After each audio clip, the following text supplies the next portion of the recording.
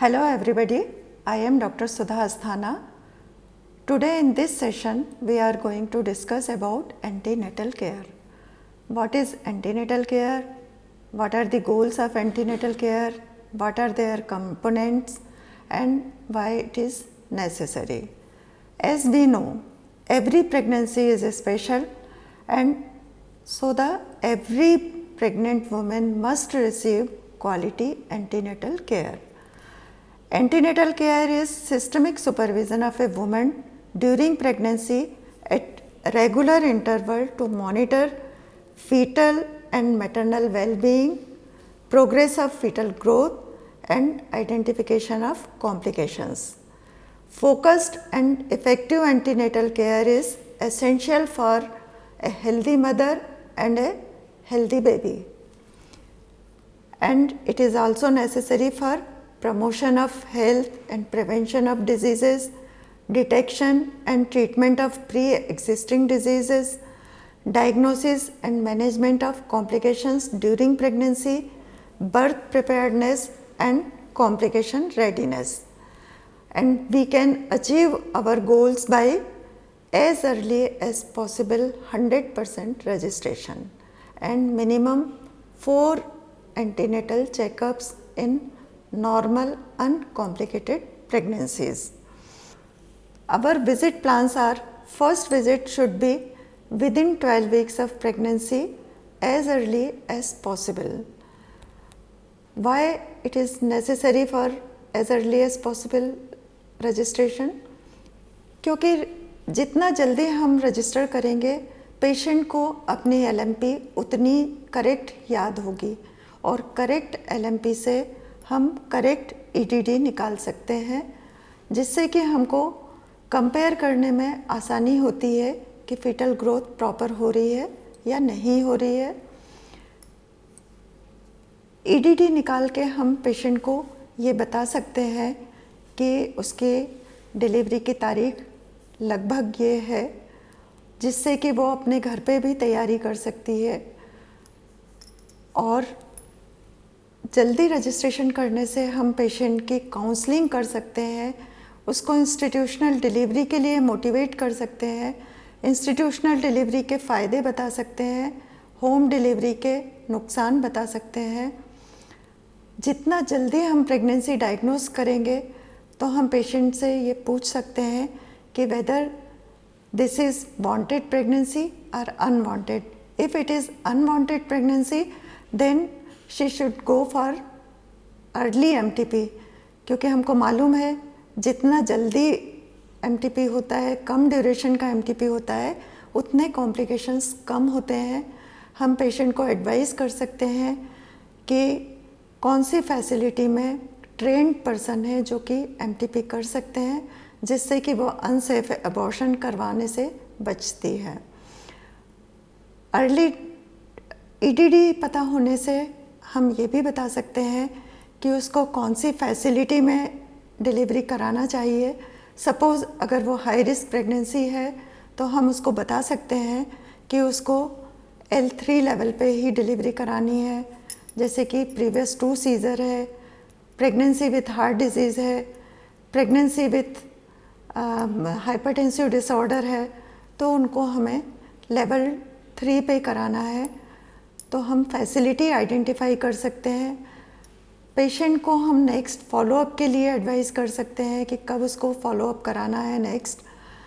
Patient को complication के science बता सकते हैं कि किन किन कंडीशन में उसको ये जो 4 विजिट्स हैं इनके अलावा भी इमीडिएटली हॉस्पिटल में आना है, जैसे कि बहुत तेज़ बुखार आ रहा है, ब्लीडिंग पर वेजाइनम हो रही है, फीटल मूवमेंट फील नहीं हो रहे हैं, या फाउल स्मेलिंग डिस्चार्ज है, या फिर आँखों के आगे अंधेरा छा रहा है, severe headache.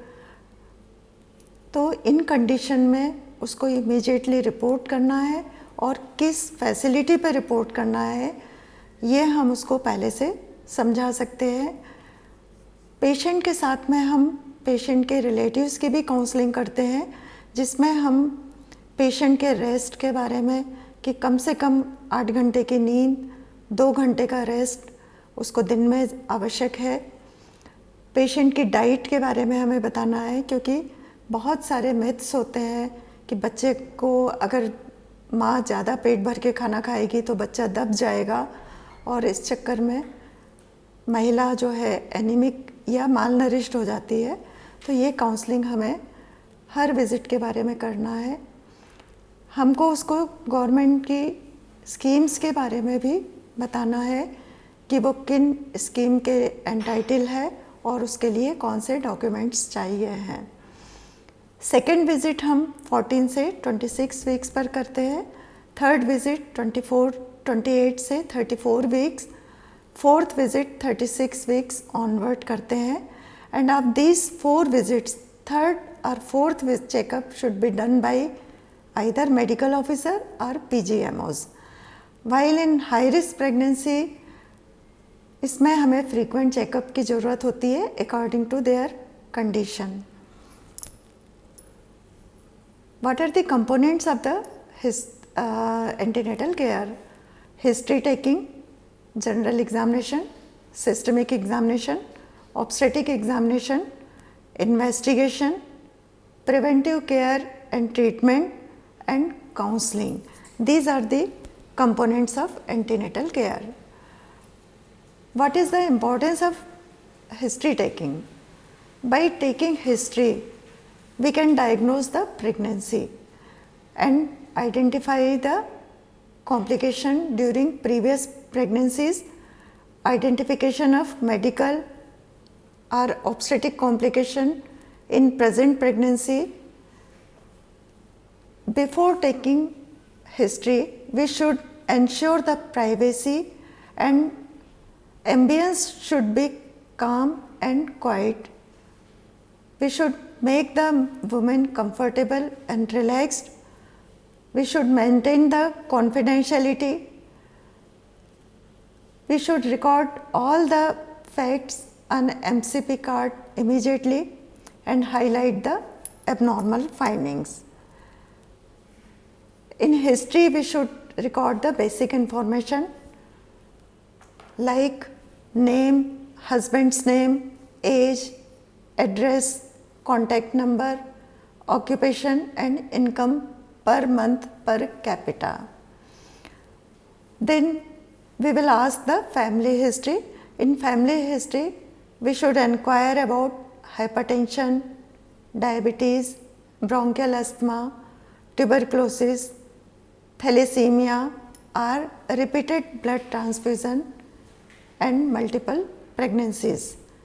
In past medical history of patient, we should inquire about hypertension, diabetes, bronchial asthma, tuberculosis, heart disease, renal disease, epilepsy, any history of RTI, STI, HIV, AIDS, and any surgery, any major surgery or major disease during past. While in personal history, we should ask about any addiction like smoking, alcoholism, tobacco, jarda, gutka, tambaku, and allergy to any drug. Obstetric history is very important. We should ask the total number of pregnancies. Total number of pregnancies means once UPT is positive, then it is to be considered as pregnancy. Whether continue होती है या abort हो जाती है, preterm होती है या full term होती है, एक बार अगर UPT पॉजिटिव आया तो वो पेशेंट का ग्रेविडा में काउंट होता है। हम याद कर सकते हैं G फॉर ग्रेविडा और G फॉर गर्भवती। जितनी ग्रेविडा है, जितने बार उसका UPT पॉजिटिव आया है, वो ग्रेविडा है। प से प्रसव होता है, प से पैरा होता है, तो जितने बार उसके प्रसव हुए हैं वो पैरिटी कहलाती है। तो हम उससे टोटल नंबर ऑफ प्रेगनेंसीज पूछते हैं and number of abortion if any. अगर एबॉर्शन हुए हैं तो whether they are spontaneous abortion और induced abortion. If it is induced abortion, then whether it is by medical method or surgical method, or any post abortion complication like perforation or infection, we should inquire about these facts. Then we should ask the number of deliveries, whether they are full term or preterm. अगर preterm है तो कितने कितने duration की है, इससे हम ये पता कर सकते हैं. अगर पहले 7 मंथ्स की हुई है, उसके बाद 6 मंथ्स, 5 मंथ्स, मीन्स धीरे धीरे ड्यूरेशन ऑफ प्रेगनेंसी कम होती जा रही है, ये इंडिकेट करती है इनकॉम्पिटेंट ऑस को. Then we should ask the mode of delivery, whether they are normal deliveries or cesarean sections. If by cesarean, then what is the indication for cesarean? Post operative complication, if any, during operation कोई complication अगर हुआ है वो हमें mention करना ज़रूरी है. Lastly, we should ask the outcome of the delivery, whether the baby was alive, SB, neonatal death, asphyxiated, and we should also inquire about the gap between two pregnancies. If the gap between two pregnancies is less than 3 years, then there are chances of maternal anemia and low birth weight baby. Now the calculation of ETT. जब हम history पूछते हैं तो हम patient की LMP हमें पूछना आवश्यक होता है. तो जब LMP means last period of first period of last menstrual period, आखिरी बार जो उसको पीरियड आया है उसके पहले दिन LMP कहलाता है. इसमें जब हम 9 महीने और 7 दिन जोड़ देते हैं वो हमारी एक संभावित डिलीवरी की तारीख आ जाती है. जनरल एग्जामिनेशन, जब हम पेशेंट का एग्जामिनेशन करते हैं तो हमें कुछ बातों का ध्यान रखना ज़रूरी है. आइए हम देखते हैं कि पेशेंट को एंटीनेटल चेकअप करने के लिए हमें किन किन चीज़ों की आवश्यकता होती है. हमको एक वेइंग मशीन की आवश्यकता होती है. वेइंग मशीन में हमको ये देखना आवश्यक है कि उसका पॉइंटर 0 पर है. मशीन को हम किसी भी फ्लैट सरफेस पे जो कि हार्ड हो वहाँ रखते हैं. एक हमको बीपी इंस्ट्रूमेंट चाहिए रहता है. बीपी इंस्ट्रूमेंट हम पहले से ही चेक कर लेते हैं कि कहीं लीकेज तो नहीं है. उसके कफ में, बल्ब में लीकेज को हम चेक करके रखते हैं. पेशेंट की हाइट नापने के लिए हमें इंच टेप चाहिए होता है. MUSE लेने के लिए एक MUSE टेप की आवश्यकता होती है. अगर आपके पास MUSE टेप नहीं है तो घबराने की बात नहीं है, हम सिंपल इंच टेप से भी MUSE को मेज़र कर सकते हैं. एक स्टेथोस्कोप की हमें आवश्यकता होती है. स्टेथोस्कोप से हम BP भी देखते हैं और FHS भी हम रिकॉर्ड कर सकते हैं. FHS हम स्टेथोस्कोप से, फीटोस्कोप से और फीटल डॉपलर से रिकॉर्ड कर सकते हैं. हमको एक MCP कार्ड की आवश्यकता होती है जिसमें हम हमारी जो भी फाइंडिंग्स हैं उनको हम एंटर करते हैं. ये सारी चीज़ें हमको चाहिए होती है. एक एग्ज़ामिनेशन टेबल चाहिए होती है जिस पे एक क्लीन शीट बिछी हो. चढ़ने के लिए एक फुट स्टेप चाहिए होता है. हैंड वॉश के लिए हमें पानी और साबुन की व्यवस्था होना आवश्यक है. जिस कमरे में हम एग्ज़ामिन करेंगे उस कमरे में प्रॉपर लाइट और वेंटिलेशन होना ज़रूरी है. उस कमरे का टेम्परेचर प्रॉपर होना ज़रूरी है. गर्म 25 से 28 डिग्री सेंटीग्रेड हम टेम्परेचर रखेंगे. ये सारी चीज़ें हम पहले से इंश्योर कर लेते हैं. फिर हम पेशेंट को एग्ज़ामिन करते हैं. ड्यूरिंग फर्स्ट विज़िट हम हाइट देखते हैं। हाइट अगर 145 सेंटीमीटर से कम है तो पेशेंट में पेल्विस के कॉन्ट्रैक्टेड होने के चांसेस रहते हैं। इसके बाद हम MUSE देखते हैं। MUSE देखने के लिए हमको एक्रोमियन प्रोसेस और ओलिक रेनन प्रोसेस के बीच की डिस्टेंस को नापना होता है और उसका जो मिड पॉइंट होता है वहाँ पे हम सरकमफेरेंस को नापते हैं। हमको ध्यान ये रखना है कि कपड़े के ऊपर से हमें नहीं नापना है। MUSE से हम मरीज के न्यूट्रिशन का पता लगा सकते हैं। अगर ये 19 सेंटीमीटर से कम है तो पेशेंट सीवियरली माल नरिश्ड है। फर्स्ट विजिट में हम स्पेशली इन प्राइमीज ब्रेस्ट एग्जामिनेशन ज़रूर करना चाहिए फॉर इन्वर्टेड निपल्स। पल्स हमको किसी भी पेशेंट की बेस लाइन पैरामीटर्स पता होना ज़रूरी होता है।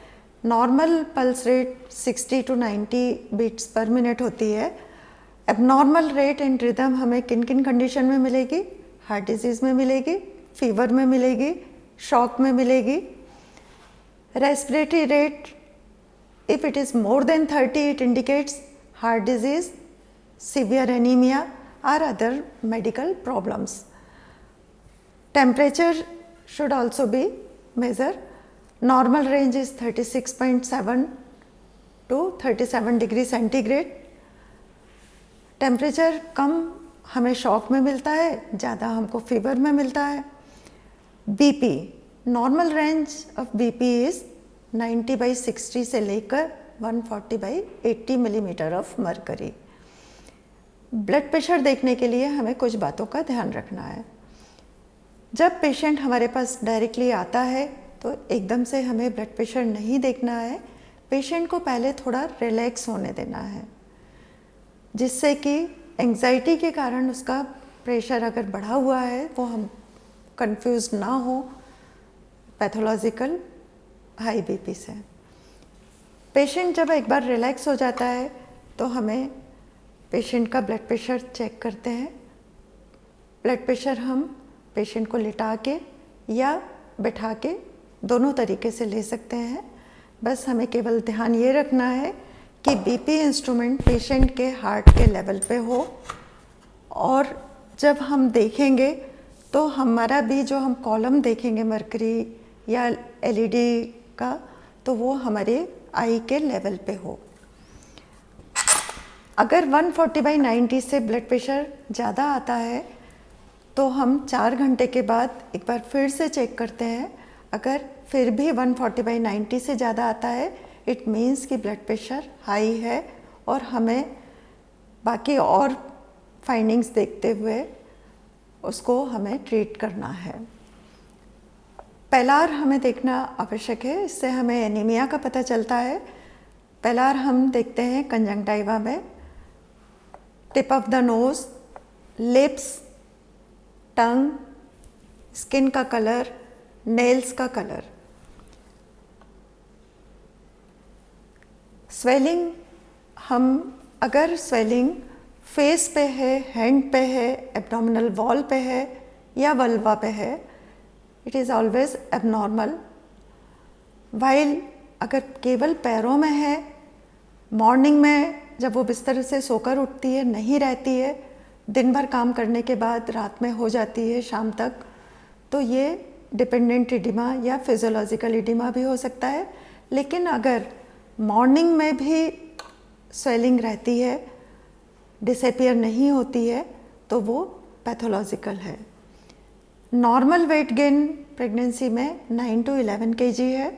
अब फर्स्ट ट्राइमेस्टर में यूजुअली वेट गेन नहीं होता है because of morning sickness. Patient का डाइटरी इनटेक भी कम रहता है और फीटस का वेट भी कम रहता है, जबकि सेकेंड ट्राइमेस्टर के बाद 2 kg per month weight gain होता है। अगर इससे ज़्यादा वेट गेन है तो ये इंडिकेट करता है pre eclampsia, diabetes, multiple pregnancies, polyhydramnios, while low weight gain indicates inadequate died, IUGR, missed abortion, or IUFD. We should also do the proper systemic examination to find out any heart disease or lung disease. पर abdomen examination, पर abdomen examination हम कैसे करते हैं? इसके लिए हमको patient को सबसे पहले इंश्योर करना है कि पेशेंट का ब्लैडर एम्प्टी है कि नहीं है। पेशेंट को हम बता देंगे कि वो यूरिन पास करके आए। प्राइवेसी हम मेंटेन करके रखेंगे। पेशेंट को हम एक्सप्लेन करेंगे कि हम कैसे उसका एग्ज़ामिनेशन करने जा रहे हैं। इसको हम वर्बल कंसेंट लेना बोलते हैं।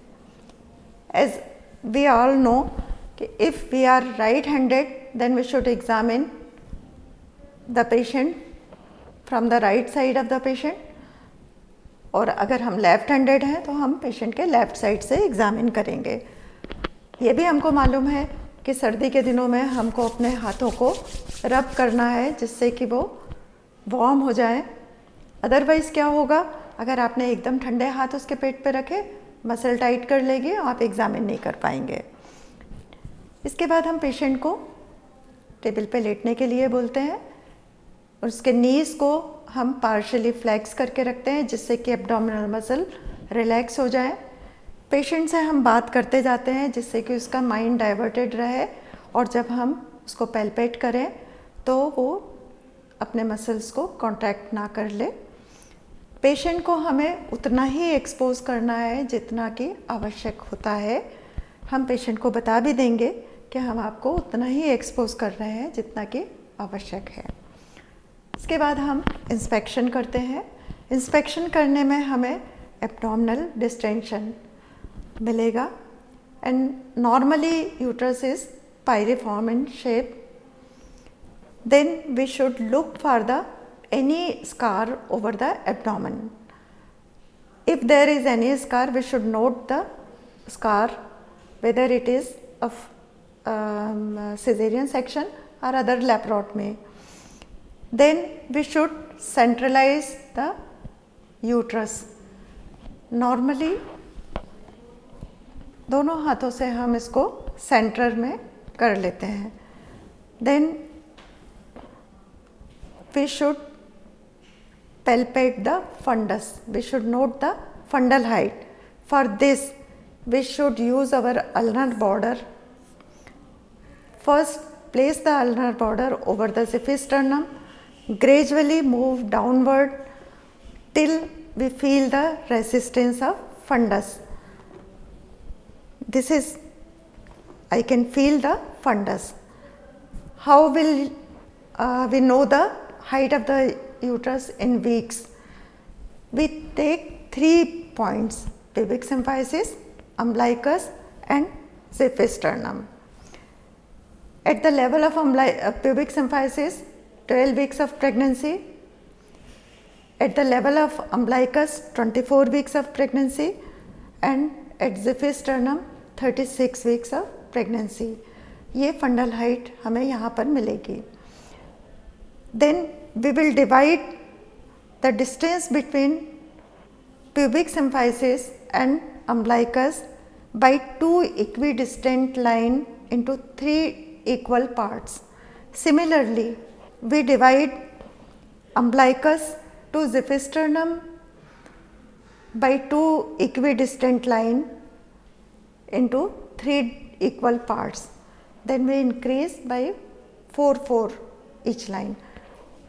Pubic symphysis 12 weeks, 16 weeks, 20 weeks, 24 weeks, 28 weeks, 32 weeks and 36 weeks. Pregnancy 40 weeks की होती है. 36 वीक्स के बाद ऊपर अब डायफ्राम आ गया. बेबी को ग्रो करने के लिए ऊपर जगह नहीं है तो क्या होगा, बेबी पेल्विस जो कि एम्प्टी है वहाँ पे जगह खाली है, तो फीटस का जो भी पार्ट नीचे की ओर प्रेजेंट कर रहा है वो नीचे डिसेंड हो जाएगा. इसीलिए हम कहते हैं कि 36 वीक्स में पार्ट फिक्स हो जाता है क्योंकि वो पेल्विस में एंटर कर जाता है. इस प्रकार से हम फंडल हाइट मेज़र करते हैं। अब हमने जब हिस्ट्री ली थी उसमें हमने एलएमपी पेशेंट से पूछा था। एलएमपी पूछने से हमने कैलकुलेट किया कि अकॉर्डिंग टू हिस्ट्री उसका कितने वीक्स की प्रेगनेंसी होना चाहिए, और जब हमने एग्ज़ामिन किया है तब हमको कितने वीक्स की प्रेगनेंसी मिल रही है। सपोज़ प्रेगनेंसी हमें मिल रही है 24 वीक्स की, जबकि हिस्ट्री के हिसाब से, एलएमपी के हिसाब से उसकी प्रेगनेंसी अभी 16 वीक्स है। Means the height of the uterus is more than the period of amenorrhea. What it indicates? Either LMP is correct नहीं है, भूल गई है वो, है ना। इसीलिए हम अर्ली रजिस्ट्रेशन करते हैं जिससे हमें करेक्ट LMP मिले। तो पहले हम क्या सस्पेक्ट करेंगे कि वेदर LMP इज़ करेक्ट और not.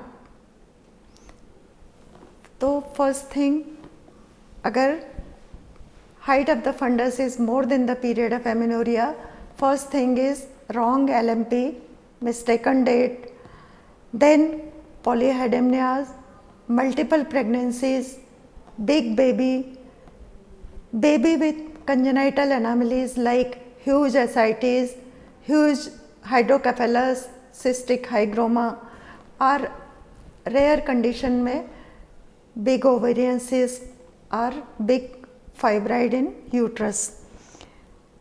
These are the condition which may present. But if the pregnancy fundal height is less than the period of amenorrhea, means अगर LMP के हिसाब से उसकी 24 वीक्स है और हमें 16 वीक्स ही मिल रहा है, what it indicates? This may be due to again wrong LMP, mistaken date.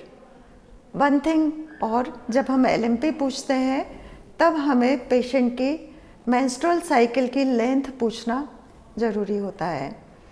Suppose patient को डिलेड पीरियड की हिस्ट्री है, एवरी 30 डेज या 28 डेज में ना आके उसका पीरियड 45 या 60 डेज में आता है, तो ये डिलेड कंसेप्शन भी हो सकता है। ओलिगोहाइड्रामियास के कारण भी हमें फंडल हाइट कम मिल सकती है। IUGR, missed abortion, IUFD, and one more condition, if it is transverse lie, then हमें भी तब भी फंडल हाइट कम मिल सकती है, क्योंकि यूट्रस ट्रांसवर्सली ज़्यादा ग्रो कर रहा है, ट्रांसवर्सली ज़्यादा स्ट्रेच हो रहा है, तो ट्रांसवर्स लाई में भी हमें फंडल हाइट कम मिलती है। फंडल हाइट हमें ज़्यादा एक और कंडीशन में मिलती है, वेसिकुलर मोल। वेसिकुलर मोल में हमें फीटल पार्ट नहीं फील होते हैं।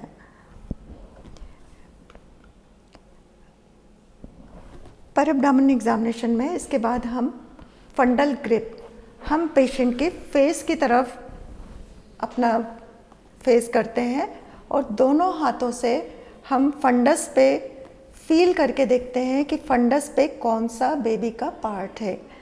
अगर हार्ड है और तो वो हेड है, सॉफ्ट और बिग है तो ब्रीच है। इसके बाद हम फीटस की बैक को लोकेट करते हैं लेटरल ग्रिप से। इनको हम लेपॉड मैनुअल कहते हैं। हम पहले एक हाथ से यूट्रस को फिक्स करते हैं, इसके बाद हम दूसरे हाथ से ग्रेजुअली फील करके देखते हैं। अगर हमें एक यूनिफॉर्म कर्वेचर मिलता है वो बैक है। फिर हम इस साइड को फिक्स करते हैं, then we palpate the abdomen. If it is irregular then there is limbs of the baby. क्यों ज़रूरी है यहाँ से हमें बैक लोकेट करना? इसलिए ज़रूरी है कि हमें फीटल हार्ट सुनने के लिए जगह ढूंढना नहीं पड़ेगा, हम उसी साइड पे सुनेंगे। इसके बाद हम पेल्विक ग्रिप देखते हैं।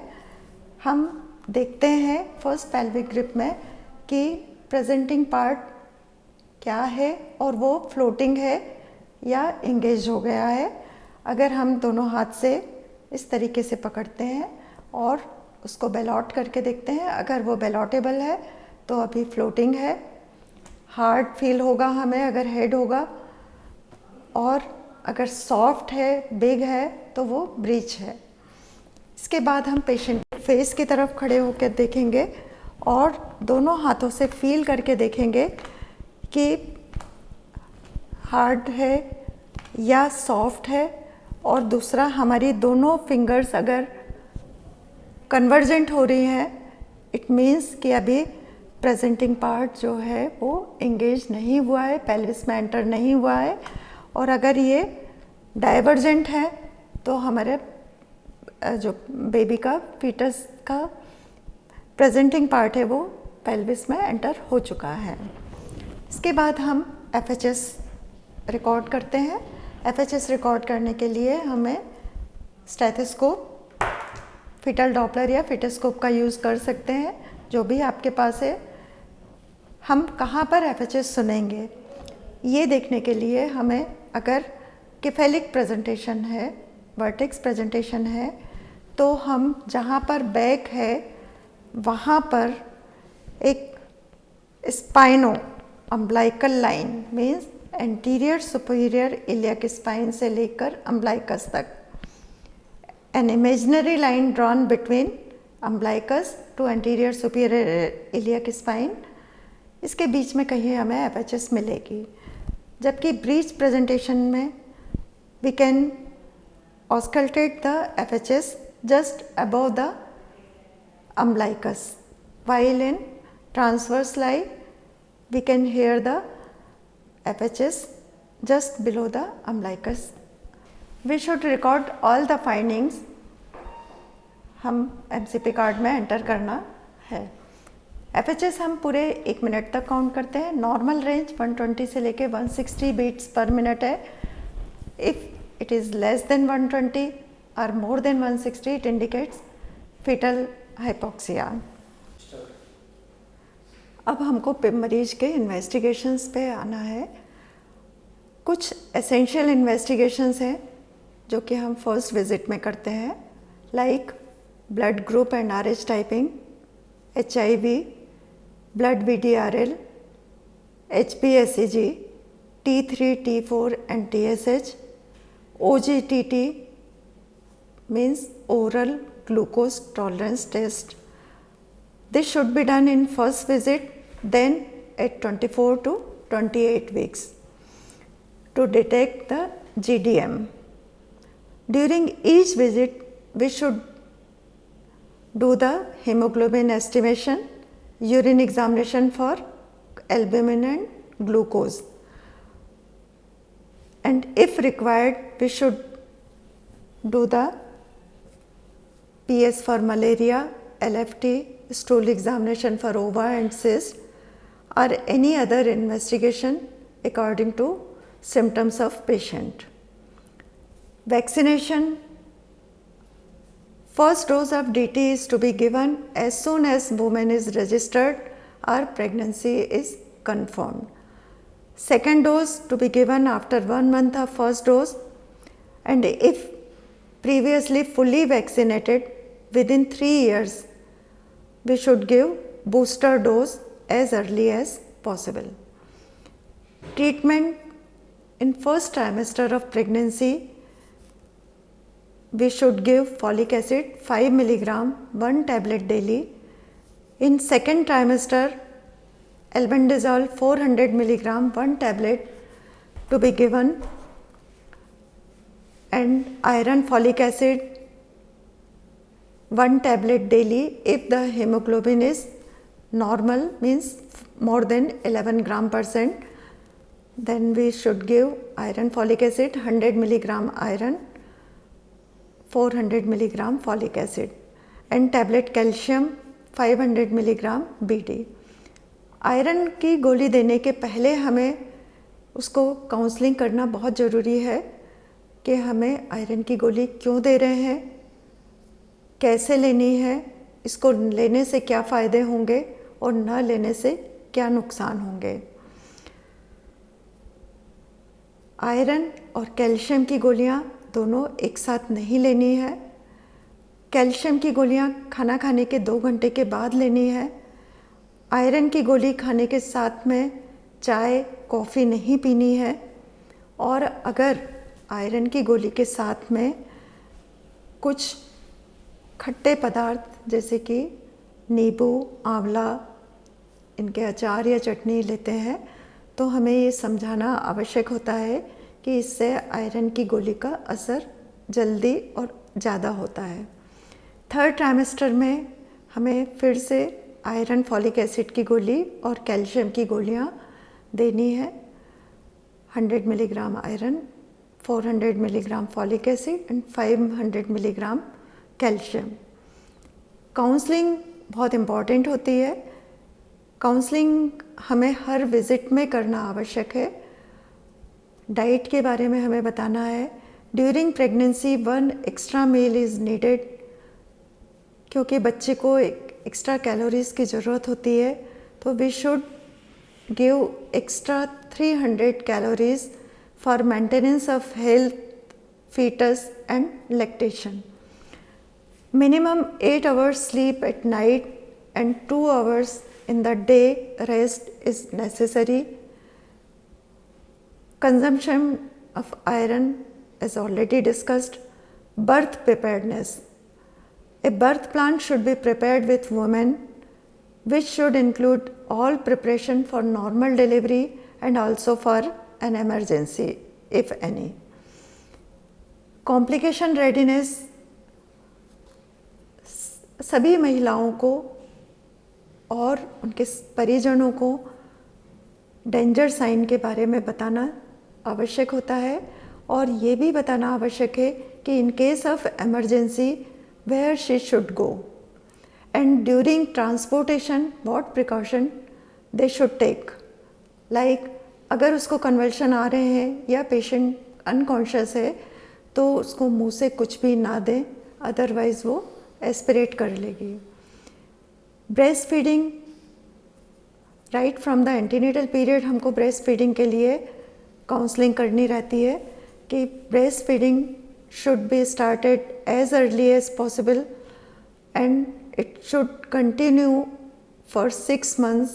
Exclusively breast milk is to be given for 6 months.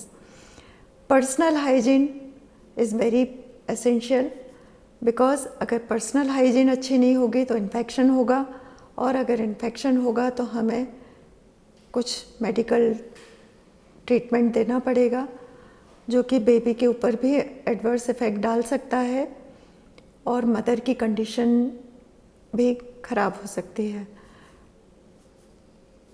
महिला किस गवर्नमेंट योजना के लिए एंटाइटल है, उनके लिए कौन कौन से डॉक्यूमेंट्स की आवश्यकता है, लाइक पर आधार कार्ड, बैंक पासबुक, समग्र आईडी कार्ड, ये सब वो रेडी करके रखने के लिए। फैमिली प्लानिंग की एडवाइस भी बहुत ज़रूरी है। फैमिली प्लानिंग की एडवाइस हमें हर विज़िट में करनी है क्योंकि अगर हम फर्स्ट विज़िट से ही उसकी फैमिली प्लानिंग की एडवाइस करेंगे तभी वो लास्ट में जाके कोई फैमिली प्लानिंग का मेथड एक्सेप्ट करेगी। प्रेगनेंसी, हमें इंस्टीट्यूशनल डिलीवरी के लिए पेशेंट को मोटिवेट करना है। उसके लिए हमें डिसएडवांटेज बताने हैं कि होम डिलीवरी में क्या क्या कॉम्प्लिकेशंस हो सकती हैं और हॉस्पिटल डिलीवरी में क्या क्या एडवांटेज हैं। फैसिलिटी आइडेंटिफाई करके बतानी है कि उसको किस फैसिलिटी पे नॉर्मल डिलीवरी के लिए जाना है, इन केस ऑफ कॉम्प्लिकेशन किस फैसिलिटी पे जाना है। Thank you.